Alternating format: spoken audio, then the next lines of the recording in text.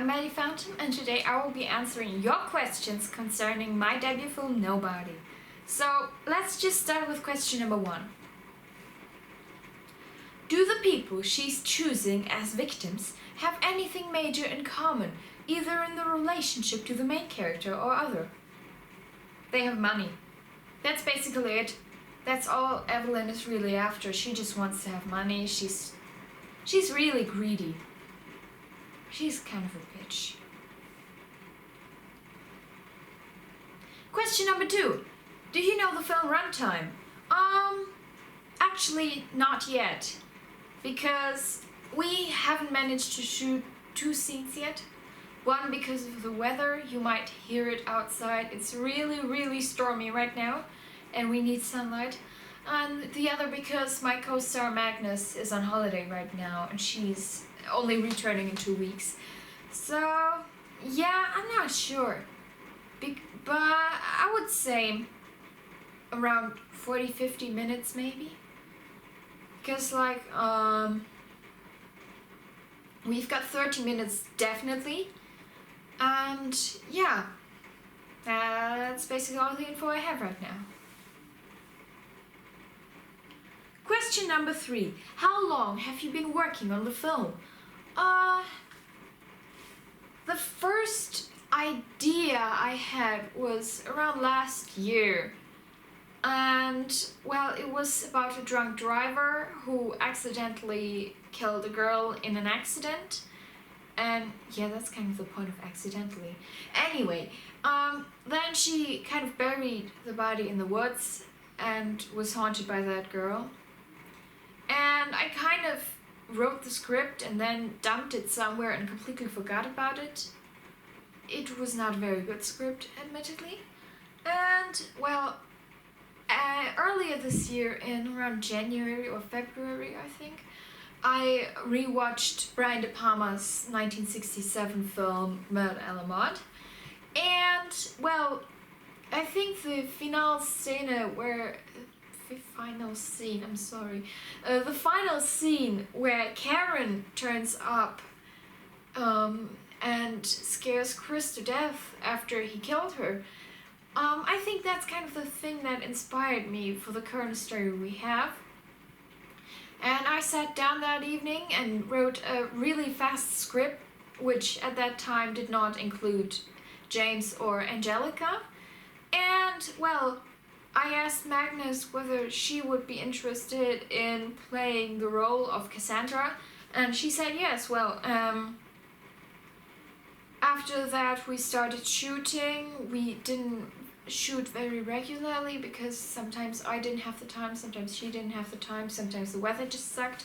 And well, here we are now. I think it was around half a year of work that we actually put into it.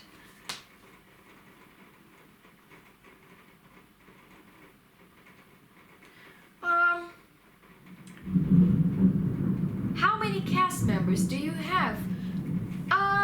4 actually, if you don't count the crew. That's me playing Evelyn, Angelica and James. Then we've got a friend of mine from Discord who played James' voice in the telephone scenes because I can do voice acting, but I can't do it to that degree that I have 3 different voices. That's why. Anyway, we've got Magnus who played Cassandra, and we've got Doreen Urdonir who played the landlord. Yeah, that's 4 people.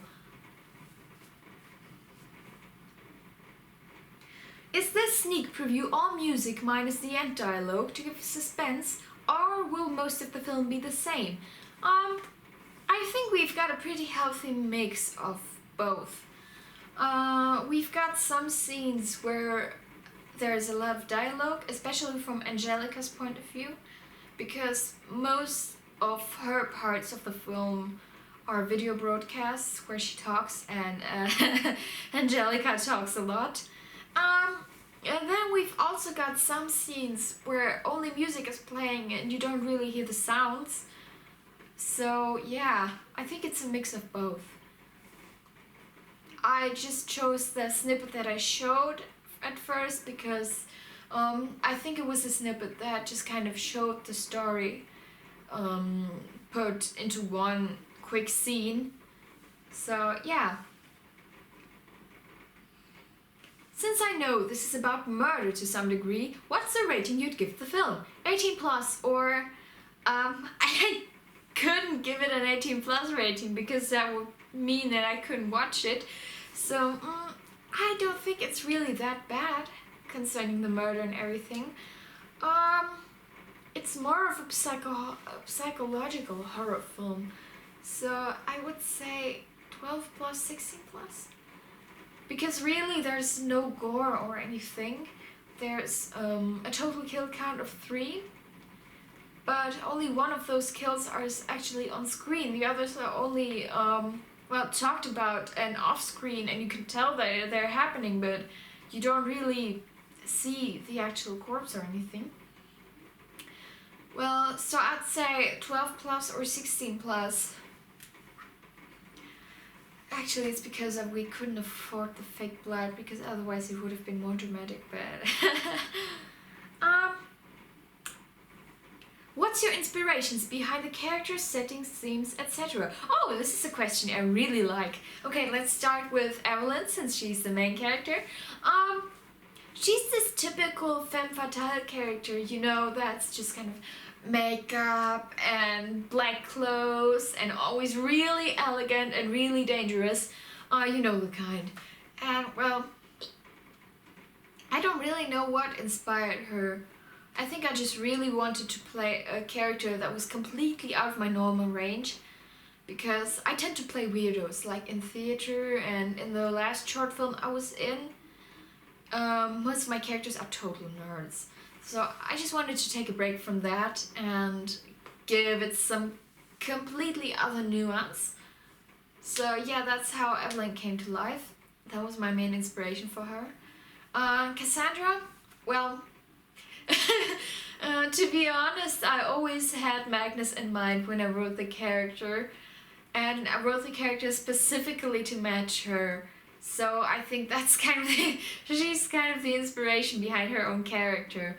And I think for the way she moves and all, I would say Karen in the final scene of Murder à la Mode, because she's got this like and for that breathy thing she does sometimes. The final scene from Suspiria, I actually haven't watched the whole movie yet, but you know the scene where the witch is coming and you can hear her like breathing like aka me in PE lessons, but never mind that. Yeah, I think that's kind of the inspiration behind that breathy thing. Also that scene from Phantom of the Paradise where Winslow returns to the paradise and you can see it from his point of view and he's just like while everyone is running away from him in horror. Oh, right, the themes and settings and the other characters, I forgot about them. Angelica is, you know, the typical influencer. She, at first glance, she doesn't feel like a very smart character. She feels very naive. And she's based on all those small influencers who think they can change the world and all. And she's kind of the typical influencer. And you think she's really naive and easy to manipulate and everything, but it's actually not true. She's actually a very serious character, but nobody ever takes her seriously. Relatable? And James, well, I don't know about James actually. He just appeared. I don't really have any inspirations for him. He just appeared in my mind and now he lives there rent-free. Themes and settings. Well, about the themes, I think a major inspiration for the whole vendetta thing and everything was, of course, Murder à la Mode, but also The Crow, that wonderful movie with Brandon Lee. And I think The Crow was also, no, I can't say that, that would be a spoiler. Yeah, basically a lot of those typical films where someone returns from the dead to avenge either themselves or someone else. And yeah, and the settings, well, I have a mild phobia of being alone in the woods because I think it's kind of unsettling.